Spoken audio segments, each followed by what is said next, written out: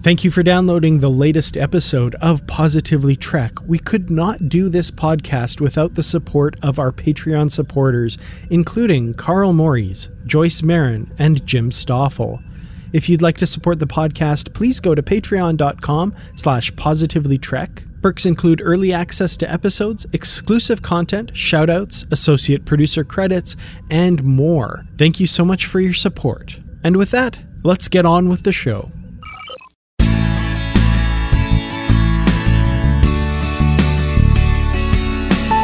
Boy, I'm just done working out. I'm hot, I'm sweaty, but not because it's so hot here. It's because I was just working out. But Dan, where you live, it's been hot. It's been unseasonably hot where I am, and granted, I'm in northern Alberta, so, usually not that hot. We're kind of wusses when it comes to the heat up here.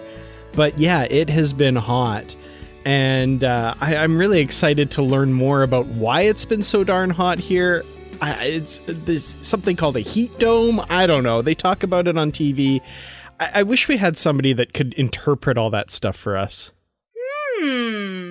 As a female voice enters the chat. Is that Katie Nickolaou?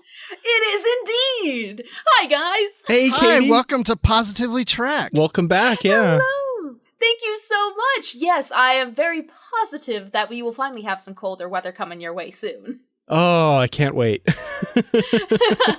Well, for someone like me who lives in Atlanta, where it does get hot, it's so interesting to look at the Weather Channel app and see the forecast earlier this week that showed us in the highs of the 80s. And then I would look at where Dan lives and it would say a high of 106 Fahrenheit. Oh. And I was like, it doesn't even get that hot here. Oh, it is incredible. Mother Nature just completely backed up and created this basic dome, a heat dome, and it absorbed all of that heat from the southern United States and just pushed it north, and it kept it there. And it was just, meteorologists watching it from afar, we just had our jaws on the floor. We're just like, oh my gosh. So hopefully you stayed cool, because that is unearthly hot. Well, speaking to people from the southern U.S., y'all can have it back. Yeah. Well, I saw someone on TikTok, they were from Canada, and they're like, hey, Texas, you know that snowstorm we sent you a few months ago? Yeah, we're sorry. Can you come and get your weather back, please? It's awful. Agreed, 100%. It's like, we'll just switch and we'll keep our respective weathers for the near future. Well, Dan, you can send some snow our way, because I know my daughters would love to have snow this winter. Hey, I mean, honestly, as much as I'm complaining now, at that point, you can have that too, So you want to stay like a neutral 60 degrees? That would be cool. That would be awesome. Yeah, that would be perfect. Well, let's talk about Star Trek so we can cool down, okay? But then again, we might get heated. You never know. Well, as a certain someone said, it is very cold in space. Good impersonation there. And looking at Katie's background on Zoom, she is in space. I am indeed, Witch's Broom Nebula, my prettiest, most beautiful background I could possibly have. Oh, I love it. Well, we came up with a topic today, which we've talked about certain things on the show, like our favorites of something or another. So this time we want to talk about our favorite bridges on starships. And so I think this is going to be an interesting conversation, because I was thinking about it a lot last night and my answers kept changing a little. So I'm curious to hear what you guys have to say. But before we get to that, just want to tackle a couple of Star Trek news items. So it looks like we've got some information about a new Star Trek Picard novel that's coming out in April of 2022 by one of our favorite authors, Una McCormick. And it's called Second Self. And it's a Raffi story. Yeah. Oh, really? Really excited about this one, because unlike the Picard novels we've gotten before, and the one that's still upcoming from John Jackson Miller, which are all kind of prequels and backstory, this one looks to actually be set between season 1 and season 2. So kind of feeling like a traditional Star Trek novel set during the run of a series, which is definitely interesting. We haven't really had that, except for, I guess, Discovery. Una's recent one kind of did that as well. But yeah, we've never seen this for Picard before. Because at the end of season 1 of Picard, we really don't know where they've gone, right? I mean, I just figure they're out in space somewhere. Yeah. Running around, having fun, causing mischief. It kind of reminds me of a bit of like Firefly. They're kind of off on their own doing their thing. And then I always think of the end of Guardians of the Galaxy, where they're like, what do you want to do? You want to cause some mischief? You want to do this? Bit of both? Bit of both. Like, that's kind of what it feels like. They're just off doing stuff, I guess. Maybe that's what they're doing, right? Causing mischief? Yeah, I think that elderly little scamp, Picard. Well, we got a blurb. So I Dan likes to read the blurbs on the show, and I think we should read this, but in some small way, it's a little bit of an indication of what happened after we last saw them in season 1. Okay. So warning, if anyone's not watched Picard season 1, there might be a bit of a spoiler here, but I think if you're listening to this, you've watched Picard. Mm-hmm. All right. Well, it goes as follows. Following the explosive events seen in Season 1 of Star Trek Picard, Raffi Musiker finds herself torn between returning to her old life as a Starfleet intelligence officer or something a little more tame, teaching at the Academy perhaps. The decision is made for her, though, when a message from an old contact, a Romulan spy, is received, asking for immediate aid. With the help of Cristobal Rios and Dr. Agnes Girardi and assistance from Jean-Luc Picard, Raffi decides to take on this critical mission and quickly learns that past sins never stay buried. Finding the truth will be complicated and deadly. Dun dun dun! It always has to end with a dun dun dun. I know. And a Always. dead red shirt. Yep. Maybe that's what we'll do. We'll have to put the TOS music, death music, at the end of every blurb. I find this a bit interesting because it shows that Raffi would return to Starfleet, which is I'm a bit surprised with. Yeah, that line jumped out at me as well. I like that, she's been proven right in her kind of conspiracy theory, what was dismissed as, rantings of a disturbed woman, I guess. I don't know. But she's been proven correct. She's not crazy. And yeah, maybe Starfleet has reached out an olive branch because of their actions in Star Trek Picard. And it would be interesting if that option is presented to them, for sure. It's interesting that those are the two options. It's like, could rejoin the intelligence, or I could go and do the Academy, or something with Starfleet. It's like, wow, so Starfleet is the only option you're turning towards. Which, I don't know. I mean, I'll of course be interested to read this story, but I mean, you think about what they did to her.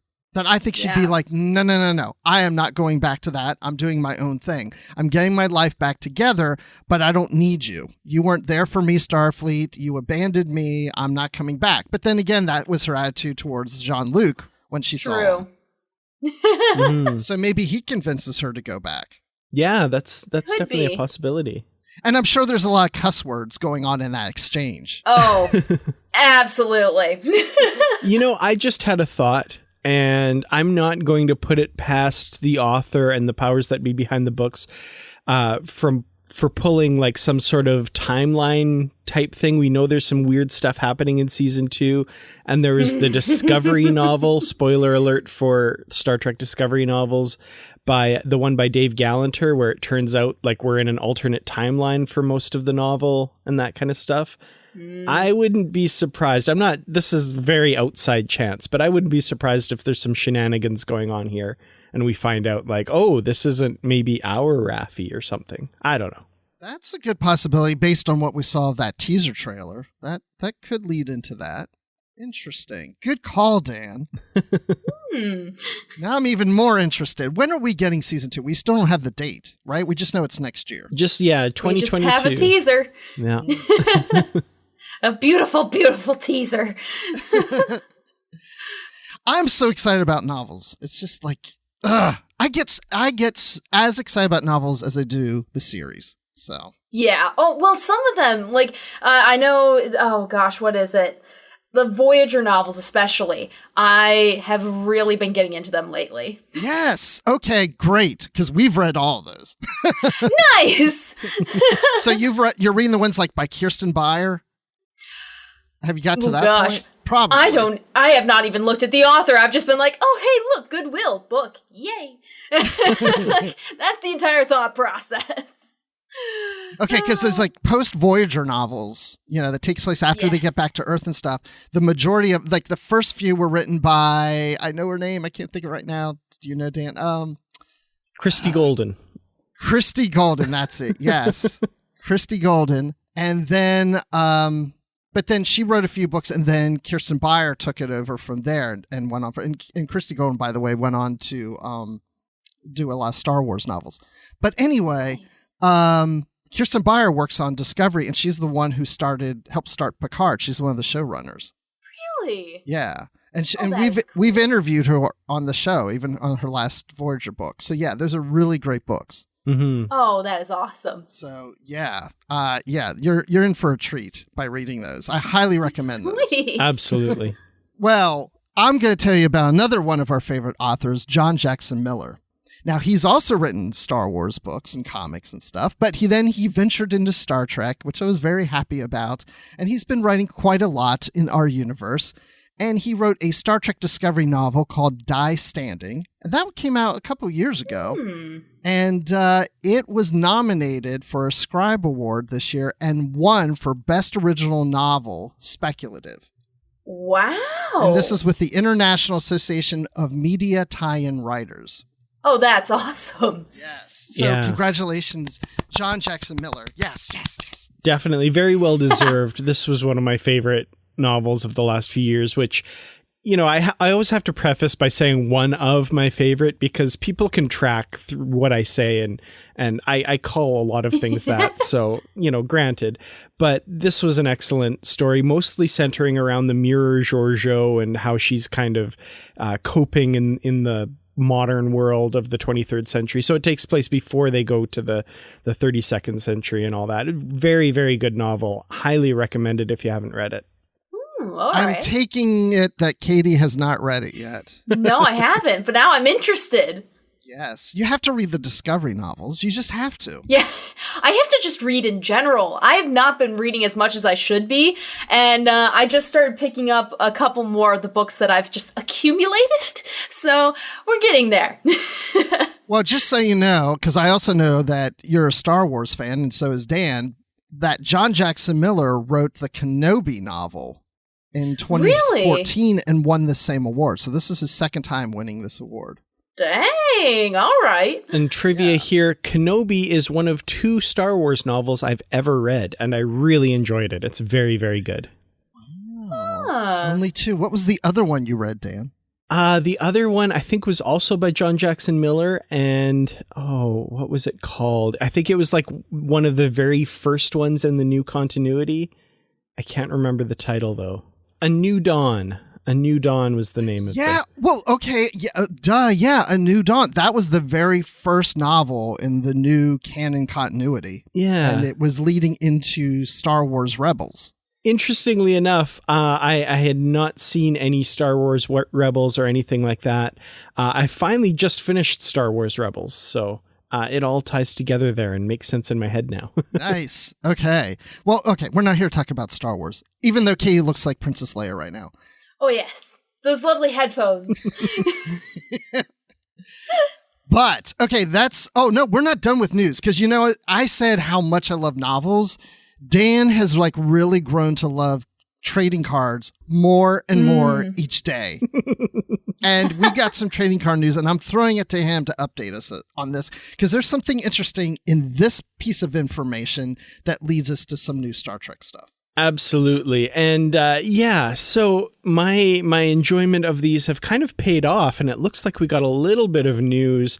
Maybe this might be just speculation, but I have a feeling that this maybe comes from someone in the know a little bit. But the next Star Trek trading card set that was going to come out is Women of Star Trek, and it's kind of art art based around them. Yeah. It was originally supposed to come out in August, but recently on the website, it's been pushed to October. And of course, they have a message board on this website, and people have been asking, why the delay? So Steve Cherendoff, the president of Rittenhouse Archives, the company that creates Star Trek cards, wrote this. So he says, "Apologies for the delay with Women of Star Trek. We actually had some late-breaking opportunities to add more signers, including Kirstie Alley, Catherine Hicks, Nicole DeBoer, Mary Chieffo et al. So we decided to take advantage of that. It also appears that the first episodes of Star Trek Discovery Season 4 will begin airing in December and run through March." Now, he does have in brackets here, "as best I can tell." So this may be speculation on his part, but I have a feeling he's gotten some sort of indication that that would be the case. So a little bit of news through back channels that might be when we're getting Star Trek Discovery is December running into March of 2022. That is not surprising to me. Mm-hmm. Yeah, it's kind of, it makes sense based on other stuff we figured out as to what all needs to get aired in 2021. But yeah, still, we haven't gotten official word on any kind of release date other than this year from official sources. So I thought this was an interesting little tidbit that may pan out to be true. So the holidays look brighter. Yes. I'm excited. I can't wait. So here's what's so funny. Like, I went to the dentist the other day. I think we talked about this on the show. Like, time goes faster when you get older. So like, I know, Katie, last time you were on the show was like months ago, but for me, it feels like weeks ago. So that's what I mean. Oh, yeah. Time goes faster. It's strange, isn't it? Like, time doesn't exist right now.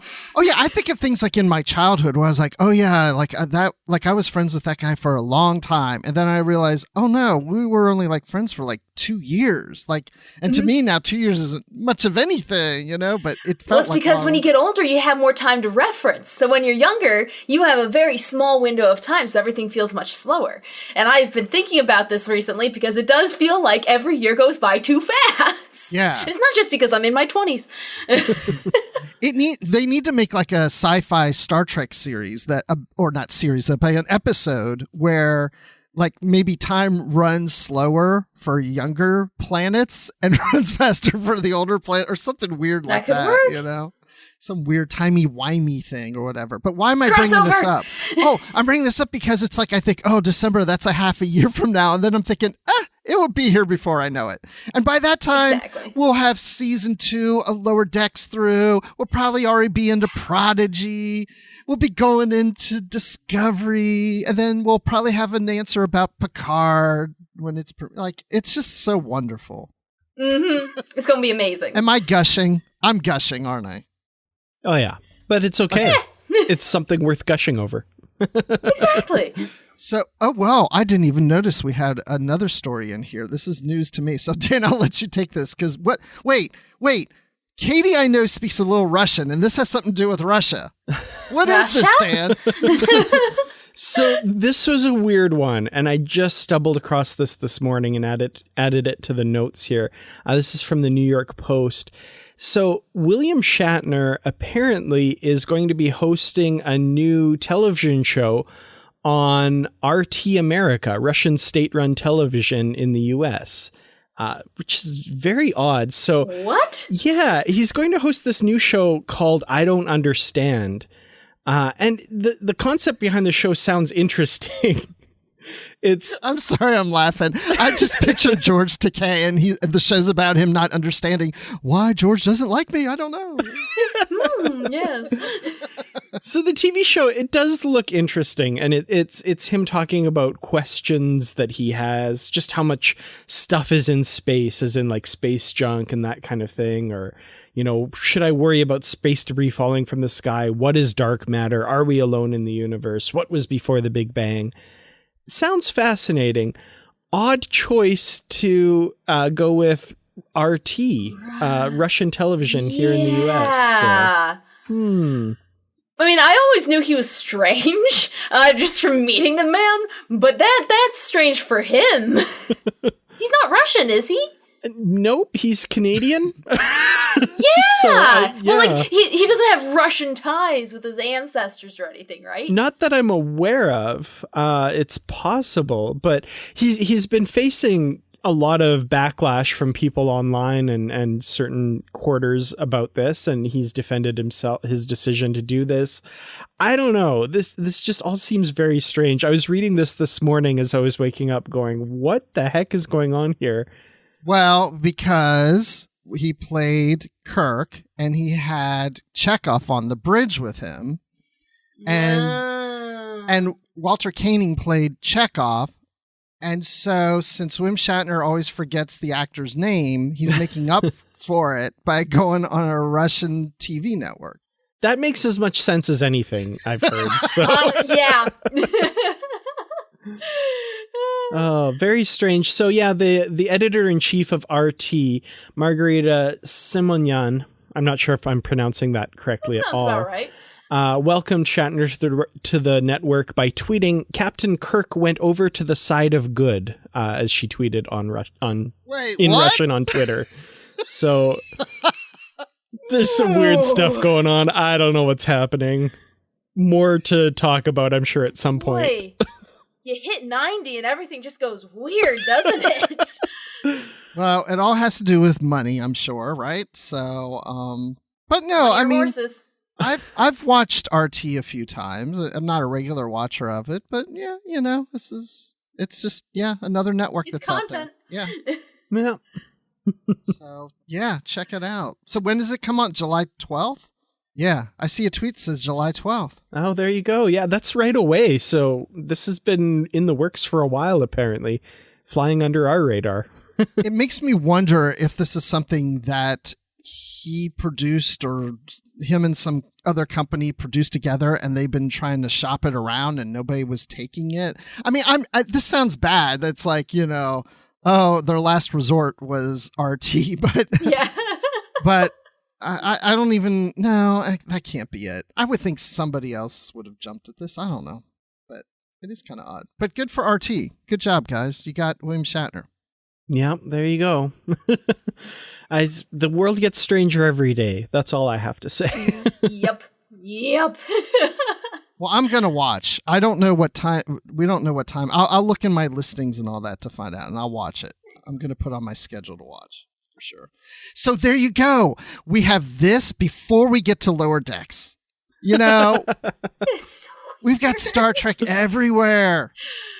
Oh, man. So, all right. Speaking of Star Trek and having a Russian on the bridge, let's talk about the bridges of different starships. So I put it out there to you guys to think about. I thought about too about what our favorite bridges are on starships, or really any ship. Well, no, not any ship. We're going to keep it to Star Trek. But I'll start with you, Katie. What is one of your most favorite bridges? I love Voyager's bridge. Like, it's homey, yet it's professional. It's nice. You have the captain and the first officer on equal footing, practically. The chairs are nice. They look very plush. I just think Voyager has one of the best bridges. That's cool. Yeah, I like the way you said that. Very professional looking. Everything's very laid out interestingly. The equal captain's chair and first officer chair always kind of confused me. Like, it seemed weird that they're, because if you look at the bridge, like, not one of them is in the center. They're both like off to the side, right and left, which always confused me a little bit. And a little bit in the back of my head, I'm like, okay, we have the first woman captain, but she's not sitting in the middle of the bridge. I don't know. True. I don't know if I try not to read into that. But then we saw the Equinox bridge later in Voyager, and it had the same arrangement as well. So Starfleet just decided to do this for a little while, I guess. But yeah, I love the look of the bridge. I always love when it goes to red alert and the lights go down and the red alert comes up. It's pretty cool. I like that one. Okay, so I'm glad we're starting with that one, because that was one that I was back and forth on. I like the bridge. I do like it. The only thing I don't like about it is it just feels a little too segmented off, like the levels, and I don't know. I kind of like it being a little more circular, It's modular. Yeah. It's not that I don't like it. That's what I'm saying. I'm on the fence with it. I like the feel of it. It does feel comfortable. I would say it's probably one of my top ones, but not my top one. That's why I'm kind of wavering a little bit on it. But yeah, it's definitely one of my more favorites, but not my favorite yet. You know why I think I like it so much is it has space. Like a lot. If you look at a bunch of other of the, say, early on, like TOS, Enterprise, they're cramped. I would not feel comfortable. Like, you get one person who has a sneeze, and I'm like, oh, nope, I would like to have my own space. Like, Voyager, I feel like it would be nice socially distanced.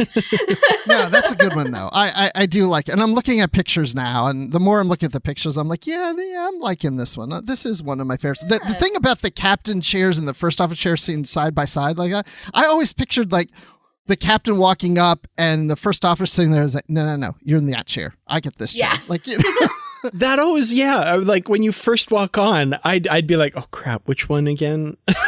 You gotta have a little label on it. Yeah, exactly.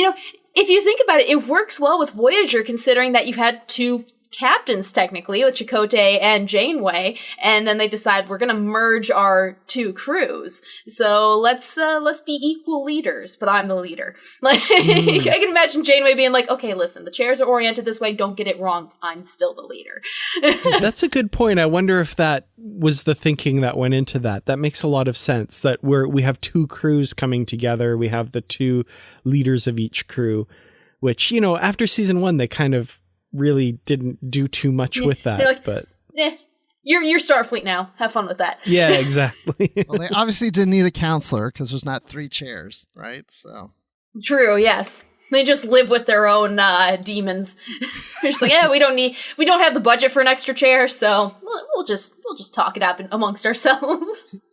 Well, there was one until in the first episode, and then the counselor died, so they removed the 3rd chair and went down to 2. Aww. There you go.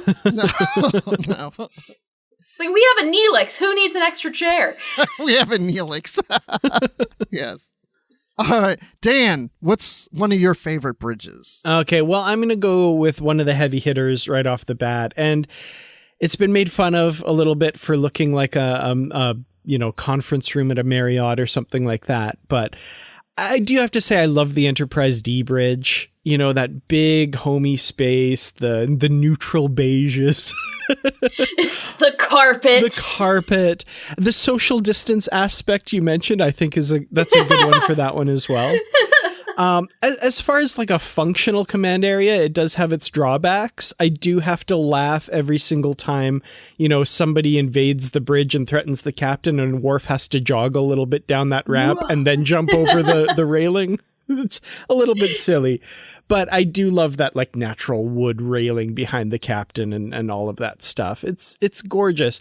And I'm going to shout out, I think, the ultimate expression of this bridge, which is in Generations, when they added those extra consoles on the left and right, so that when you had it in widescreen, there'd actually be something interesting going on in the part of the frame. So, yeah, I really love the Enterprise D bridge. I think it's nice and ostentatious and oversized and beautiful.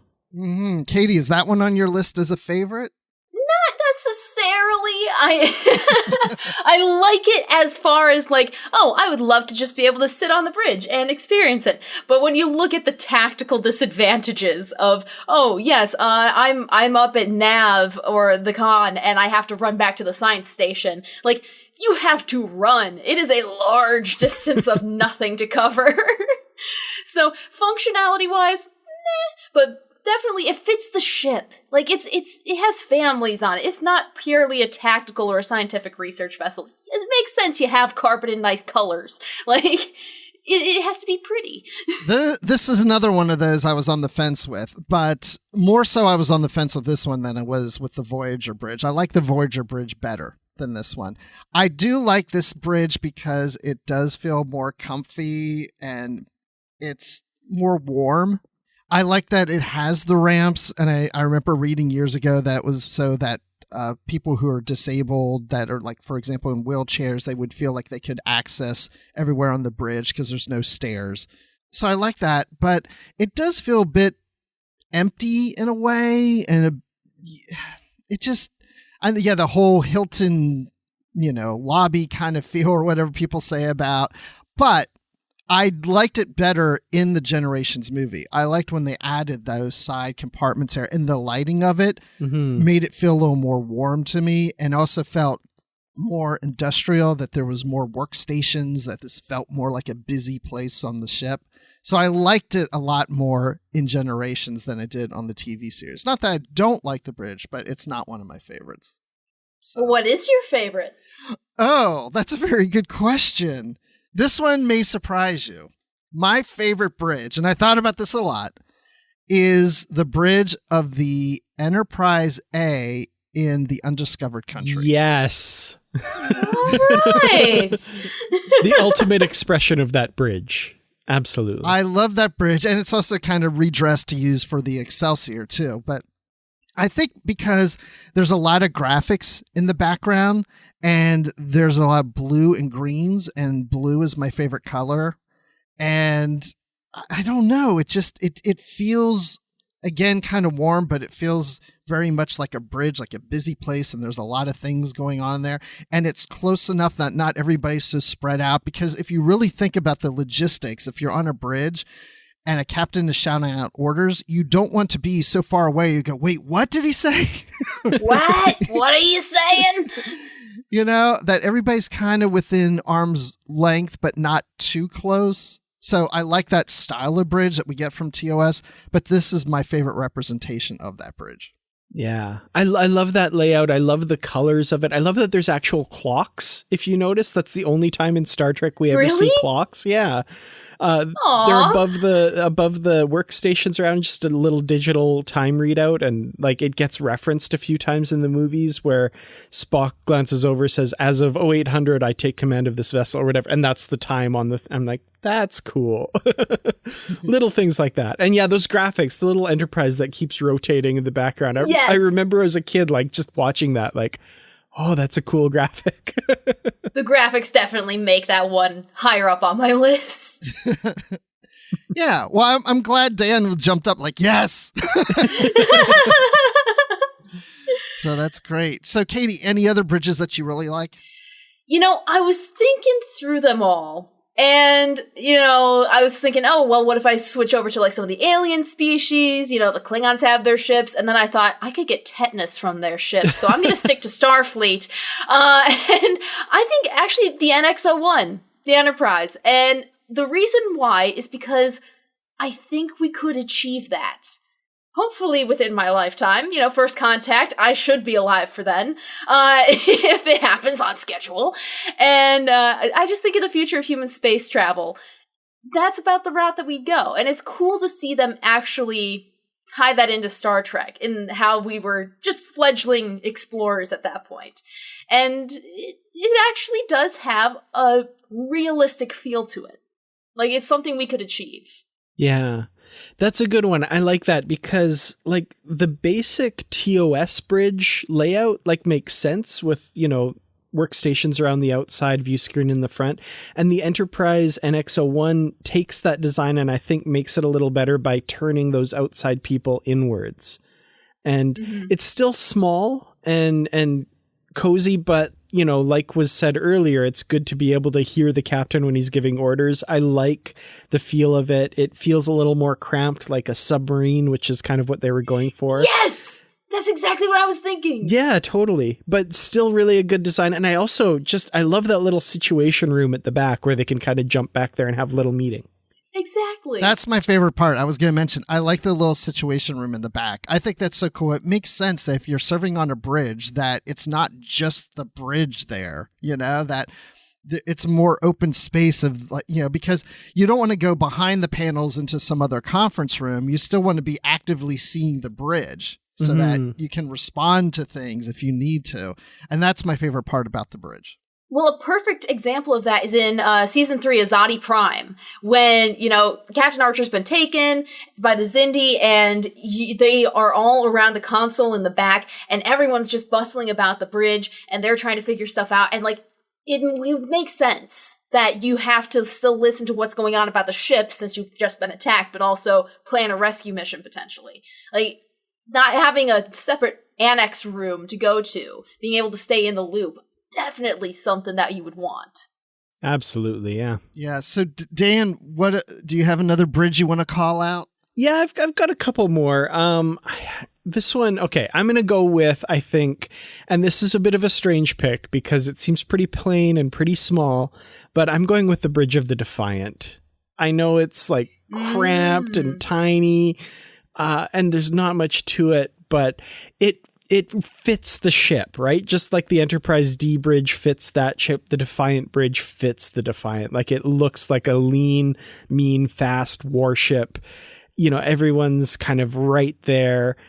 And again, it's kind of got a little bit of a situation room type table at the back as well. I think that was the first time we kind of saw that in Star Trek. I like that. And just behind the scenes info, apparently, I was reading about this bridge, and apparently whenever they had to go to red alert, they actually had to stop filming, change the bulbs, and then start filming again. So I think that's hilarious. I think they did fix that eventually, but there was quite a while where that was a big involved process. So I don't know if that's unique to that bridge, but I remember reading that and thinking that was hilarious. But yeah, I like it. It's simple. It's got those cool red stripes on the floor. I don't know. I like it. I'm picturing Cisco sitting there going, "O'Brien, let's go to red alert." And Miles gets up with a box of light bulbs and he's switching them all out. Oh, that's a frantic scene that I never thought I would imagine, but now I want to see on television. That's terrific. Interesting enough, the Defiant is number 2 on my list. So Really? It's for that reason that it's all one level. I have this thing about levels. You'll find that out as we're talking about. I like things being, and that's, I think, is back to why I'm kind of iffy sometimes about the Voyager bridge, because it's like there's steps up and Tuvok and Kim are kind of higher. I kind of like everybody being on the same level. And because everybody's a little close, it does feel like someplace where if I were a captain on the Starship, I'd want a smaller bridge where everybody's kind of right there. We're not all spread out. I don't know. I just like it, and I think the carpet is nice. I want to see. Okay, do either of you want to see a starship with hardwood floors? Ooh. Yes, Because I feel like it'd be like a Ferengi ship or something. Yes, yes. You got the tropical rainforest of Ferenginar. You just get some imported wood. I think it would look nice. You know, that I'm glad you brought this up, because I always had this vision that in the future that starships wouldn't look like starships, that they would feel almost very organic, that they would feel like they're made of wood inside, like they would feel like an old time wooden ship, that you would go into your cabin and it's like you have curtains and you have hardwood floors and wood paneling, and it doesn't feel like a starship. It feels like almost like Picard's little, chateau room or something. Yeah. Well, I always imagine if you had the resources, just put a holodeck or a holo suite emitter inside of every room so you can personalize it however you want. Yeah, I would love, and they kind of hinted at this, I would love to see more of the actual starships in Discovery's 32nd century, because they talked about scanning the ship saying like, this one's made entirely of holographic matrices or something or whatever, and all that stuff. I want to see those ships, because that's a great idea. The inside just looking like an old timey sailing ship or whatever you want kind of thing. I love it. You got Throwback Thursday, and it's just, all right, guys, we're living on the bow of a ship headed towards the Netherlands. Here, let's get a Viking ship.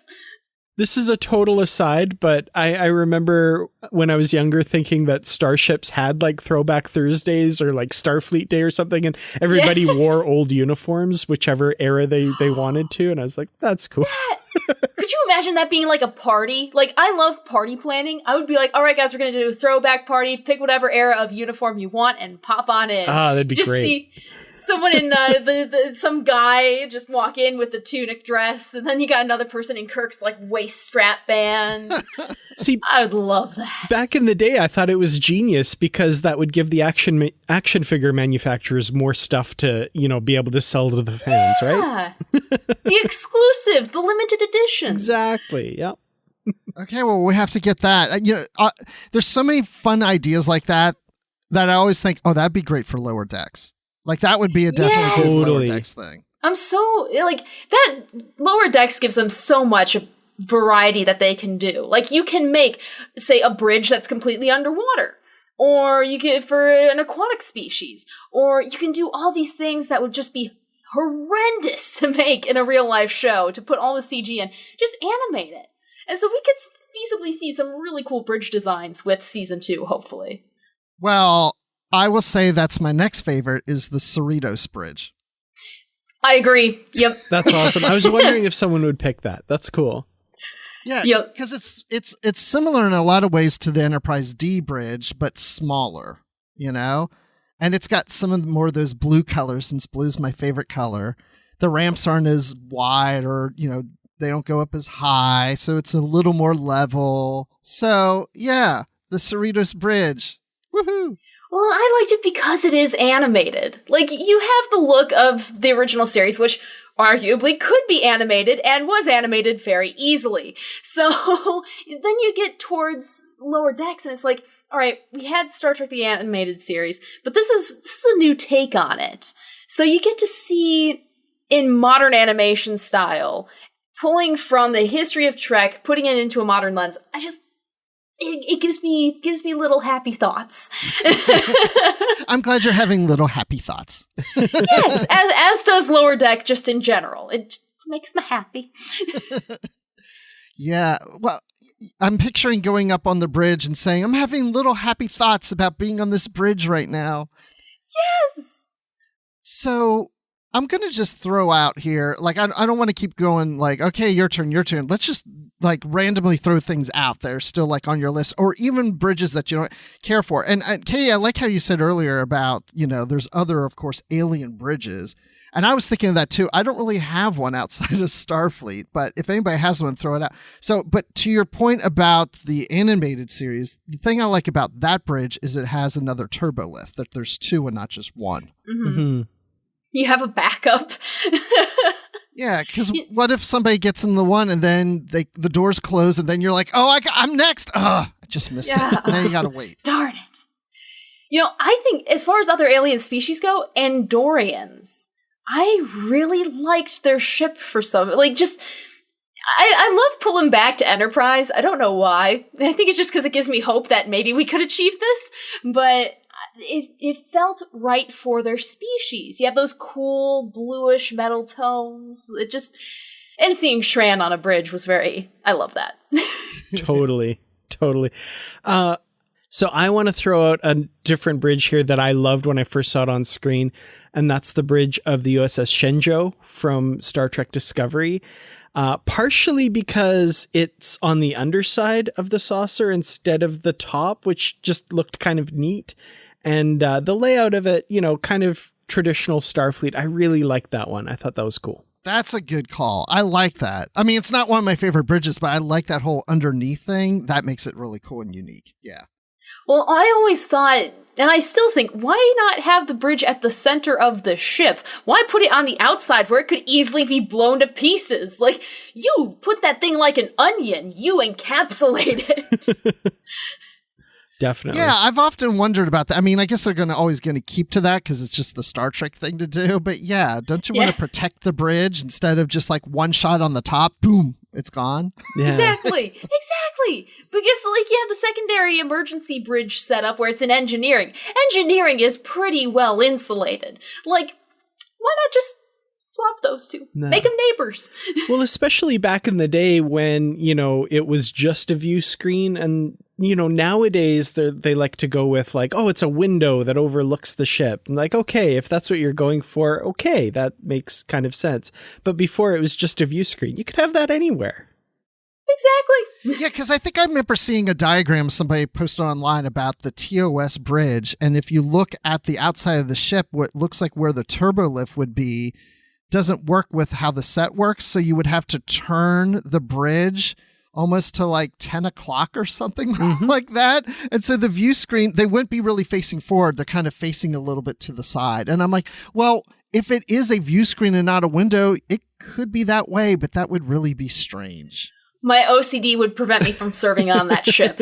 I'd just be like, guys, we can't. Go to space, Doc. We gotta fix this. Yeah, if you read the technical manuals they put out, yeah, that's how they do it. The bridge is rotated slightly to port, I guess, so that the turbolift is at the very rear of the bridge. Apparently, when they were designing the ship, the turbolift was going to be at the back of the bridge, like just straight back behind the captain's chair, but they decided with like the angles for filming, it would look better if it was slightly off to the side, and that's how that all came about.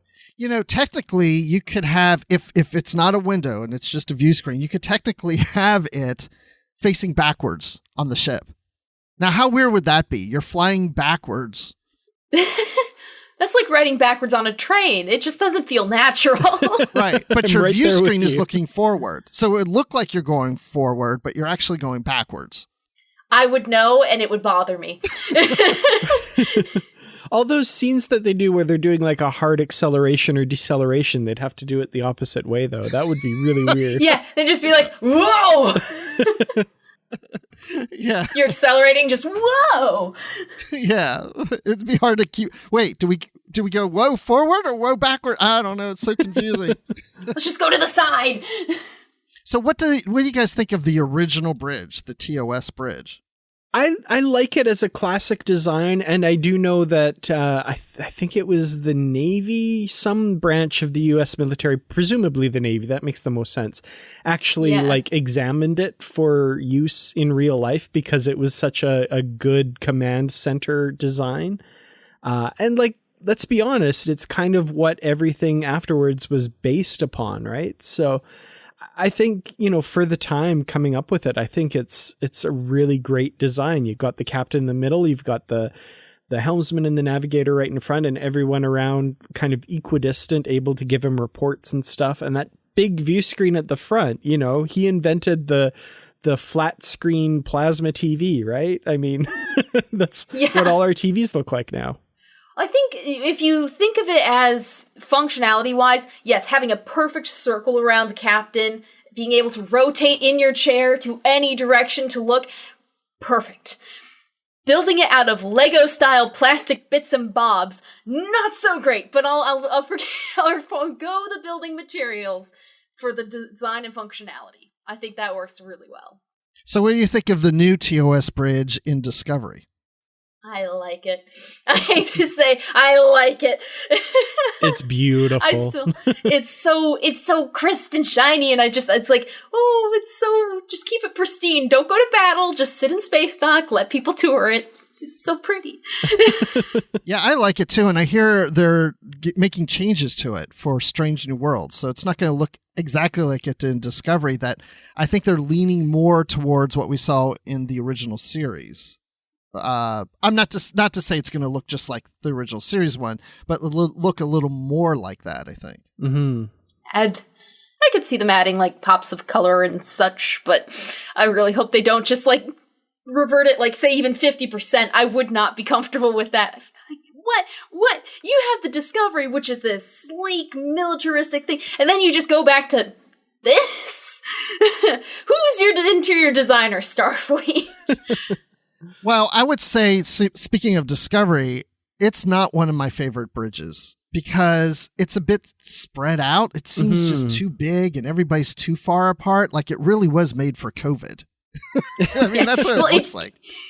It takes the spread out bridge from Voyager and Enterprise D and just is like, let's double the space. Like, you are wasting space at that time. Yeah. The one thing I like about it is the design of the helm and navigation consoles, how they kind of slope up from the floor and come around. That's the one design aspect of it. I'm like, ooh, I like that. I think that looks cool. But yeah, it's very spread out. Everyone seems really far from each other. I don't know. I'm not sure exactly why that decision was made. I guess the widescreen, they want to have, I don't know, a big space. But yeah, that always looks a little odd to me. Now, what if they took the screen and made it a 360? Except for like the turbo lift shaft. Like you actually had a 360-degree view screen. That would be pretty cool. That would be cool. And everybody's station is like almost in a circle facing all 360 sides of the screen. Like everything's very circular, you know? Yeah. Everybody has a window view. Everyone has a window office. Exactly. Like, and if anything pops up tactically that makes sense. You have eyes everywhere. That's pretty cool. I like that. Yeah. Ooh, yeah. Especially if it can you also have, be a like, window. A sunroof? Yeah. Oh, and a sunroof too.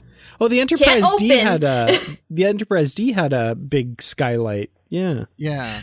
True. Make it the entire city. You're in a bubble. Basically, I want a bubble bridge. A bubble bridge. I love it. Okay, so I'm just going to throw out some other bridges. What about going back to the original 1701? We get a refit for the movies. The layout's fine, everything, and it just doesn't really work for me that well. Yeah, kind of boring. The motion picture one, some of the pictures you see of the crew members standing around the outside and the like consoles up here and they're and they're standing up doing this, that seems strange. Like they didn't think that out ergonomically. Yeah, but I'm with you, Katie, too. It's kind of boring. It's bland, right? Yeah. It's like you went from shapes and colors to meh. Mm-hmm. Like, come on, give us a pop.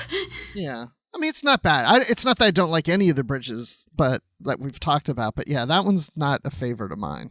Mm-mm. So, speaking of the 1701, what about the Kelvin timeline, or people refer to it as the Apple Store? I see Dan rolling his eyes. The lens flare lounge. Yeah.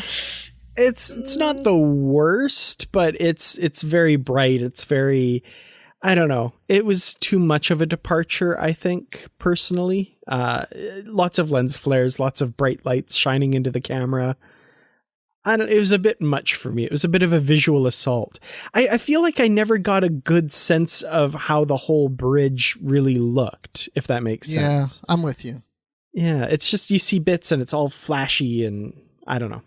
Well, what I thought about, originally I thought it was beautiful, it's shiny, I love it. And then I look at my own computer and I'm like, I'm on dark screen mode, dark screen mode, dark screen mode. Like, the white light would just burn my retinas. You gotta have variety, guys. Not everything can just be washed to the silver white light. It's like one of those things where you get off duty and you go to your quarters and you can't see anything. It's like when you go from a bright outside into an inside and you're like, okay, I can't see anything. Yeah. Where did I put my boots? I think they added a little more color once they got to the other movies, but still, it's a little too sterile for me. Yeah, it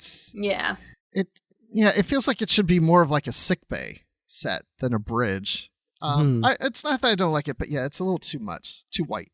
And in recent Trek, in new Trek, it's very unique in that it is not grungy, like, dirty, dystopian ship.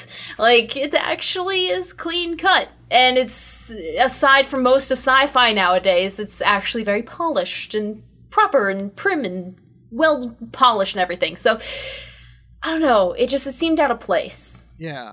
Well, I'm now thinking the USS Kelvin in the first movie. Mm-hmm. I kind of like that bridge. It had more of a TOS feel to me. Yeah, and it had Chris Hemsworth. Absolutely. Yes. And it had that kind of not quite 360 degree view screen, but there were a lot of kind of windows around that looked out around. I did like that, yeah. Speaking of the films, then what about the Enterprise E? Any thoughts on that bridge? I didn't like it. Oh, this was one on my list, actually. So. Oh, no. Oh, that's okay. That's totally okay. There are things I like and don't like about it, though, too. So.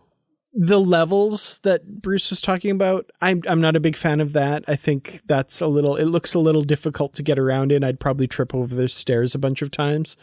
But I like the color. I like the blue floor lighting and the kind of color of it and those like warm brown leather chairs that Picard, Riker, and Troy get to sit in. I don't know. Those like look luxurious to me. Oh, I had to pull up a picture so I could properly express my feelings of this. So, blue and beige. Not a fan of the color scheme initially. Then you got those reddish brown leather chairs, the light tan consoles with the almost oak colored doors, just too many colors. And then you look at the flooring, it's like you're stepping onto a rock sculpture. Like you have low level, medium, high level, extreme high level. There's all these different wobbly bits. I would trip. I would hurt myself. I am accident prone to begin with. I can handle stairs, but these are like jagged cut edges and this and this. It's like, oh, I would hurt myself. I wouldn't be a bridge officer. I'd be too clumsy. Yeah, those levels bug me. Those are all the reasons it's not on the top of my list. True, and it's the minimalist style. It's like they walked into a Home Goods and were like, "Ooh, this would be nice. Let's add this nice little chic desk." It's like, okay, like I get it. It is an advancement. I will give it that. It is an advancement and an evolution. They didn't just completely switch the bridge. It does look similar to Enterprise D, but I'm not a fan. I would say that this bridge is probably the most disappointing to me because I think I would love this bridge if it wasn't for all those multiple levels. Like you said, it looks like something you'd be tripping over, you know. There's just too many little levels and little stairs, and the consoles are just a little too edgy, just like everything. I like the colors. It kind of reminds me of a Mercedes I was just in recently. Yes! So it's like that feel would be great, but the consoles and the levels is just doesn't work. It's like it's almost there to me. That would be a perfect bridge if it was just one level and the consoles didn't look so jaggy. You know, it was just like a little more softer to me. And it would probably be my favorite, or my second, or my third. It'd be somewhere up there. I do kind of miss, like, when you go from the Enterprise D to the Enterprise E, like, it's like they got rid of kind of the embellishments that made the Enterprise D bridge pop. And the front consoles are ones that bug me a little bit because you had these big ones that kind of like moved and twisted in the Enterprise D, and then you kind of jam together the two people at the front on the Enterprise E and have these little tiny consoles. So I don't like that, but I do like the wideness. I like the spread outedness of it. Those chairs I just want to sit in those chairs. They look comfy to me. And the blue. I like the blue. I love when there's blue on a bridge. So I do like that blue flooring color. But you know, I love blue. Yes. Well, any other ships? I mean, we didn't talk about Picard. There's a good reason for that. You don't? Okay, so the La Sirena, you don't like that ship bridge? I don't. It seems like they took how do I put this? Like a cargo container and shoved four of them together, and we're like, we'll just make it long and we'll put some chairs in the front and it'll be good. I don't know. I didn't like it, but it kind of worked for the junker ship that it was.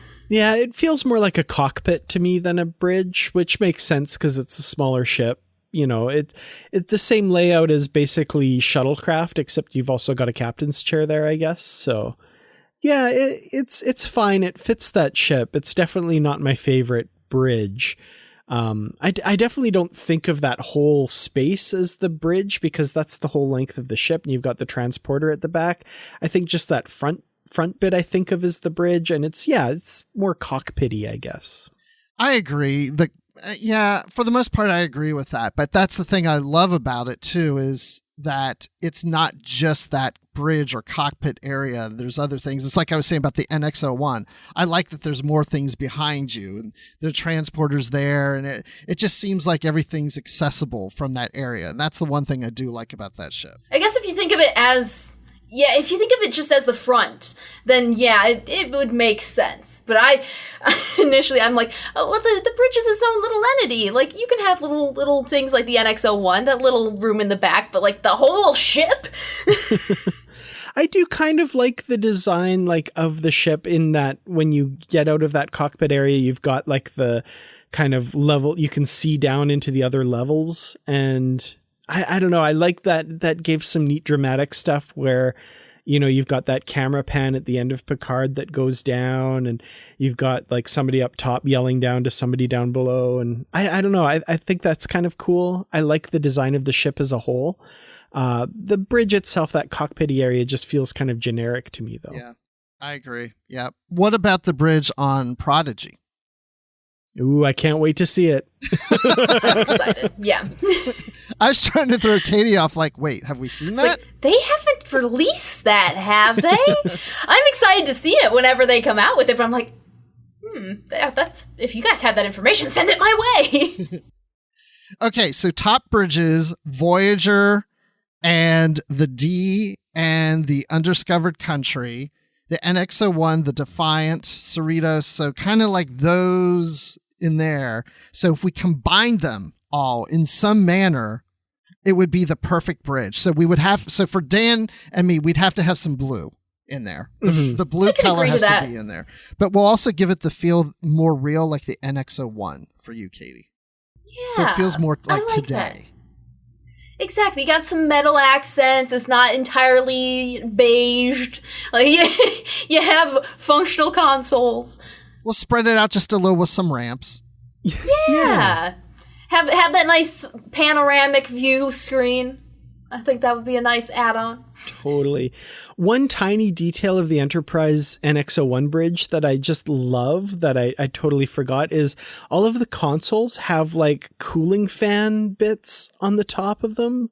And I always notice those, and I'm like, what a great little tiny attention to detail that like you don't see on the Enterprise D or anything like that. But us with our processors and computing hardware, all these little cooling fans keeping all that stuff cool. I love that. You're only saying that because you're hot in Canada right now. That's probably it, yeah. Well, is there anything we've missed? I mean, we really just talked about Starfleet bridges, but again, I can't think of, well, we did a little bit of the Andorian ship, but I can't think of anything outside of that I really like. Is this the Romulan bridge in Balance of Terror where they're all just kind of gathered around that center console? Yeah. It's just that tiny room. That's the one that really pops into my mind. But no, my favorite bridge of all time in Star Trek has to be the one that Geordi's standing on in Insurrection when he gets his sight back and he's looking at the sunset. And my least favorite bridge is the one that Captain Kirk dies on in Generations. You know Too what? soon. Wait, sorry.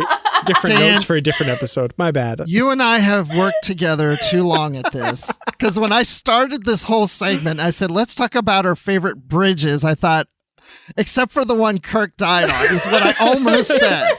Well, I was trying hard to think of another bridge. Like, I wanted to juxtapose that with a good bridge. And I was like, oh, the one in Insurrection over the little stream or whatever. Right. Oh. Or the Golden Gate bridge in bridge. San Francisco. There we go. Yeah, that's a great bridge. Yeah, I like that Good one. work. All right. Well, if that's all the bridges that we have, I'm going to bridge over to the ending of this episode by saying to Katie, thank you for joining us. We love having you. Yeah, thank you for having me. This is always a pleasure to talk with you guys and always talk Trek. I love it. Great. So when people want to find you online to talk to you, where can they find you? Absolutely. You can find me on Facebook, Instagram, Twitter, and TikTok at weather_Katie. And that's my handle, or you can just look up Katie Nickolaou, meteorologist Katie Nickolaou, somewhere like that. Or you can always watch my YouTube channel. I am so many random fandoms, and it's so true because I can't stick to one. And we have a bunch of fun content about different fandoms. So hopefully you can stop by. There's something for everyone. I loved your Doctor Who weather report just recently. That was terrific. Yes, that was good. Well, thank you. No, that's the first one. I'm going to be doing a lot more once I can compile a few more cosplays. Like the Ninth Doctor's easy. Leather jacket, black pants. We good. But 10 and 11 are a little trickier. So we'll see. Excellent. I want a Lower Decks one from you where you're animated. Oh my gosh. Could you imagine? I can't draw worth a dime. I can't even draw on my computer. It would be awful. I'd have to bring in some other resources. Well, Dan, where can people find you? You can find me on Twitter. I'm at Kurtrats. You can also find me on YouTube, youtube.com/KurtratsProductions. and on Instagram, KurtRats47, and where else? I guess my website, treklit.com, where I review Star Trek novels, both old and new. And you can find me on Twitter at Admiral_Rex and on Instagram at Admiral Rex, no underscore there. And you can find me occasionally on the Star Wars Report podcast and occasionally on Literary Treks lately.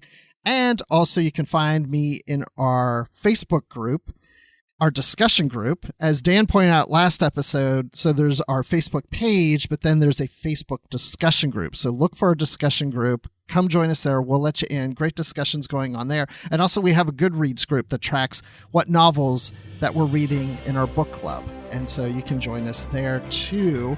And of course, we want to thank our patrons on Patreon for supporting this show. We can't do it without you. Thank you so much. And again, thank you, Katie, for joining us. Always. Thank you for having me. And I want to say to you and to everyone else listening, and that is to stay positive.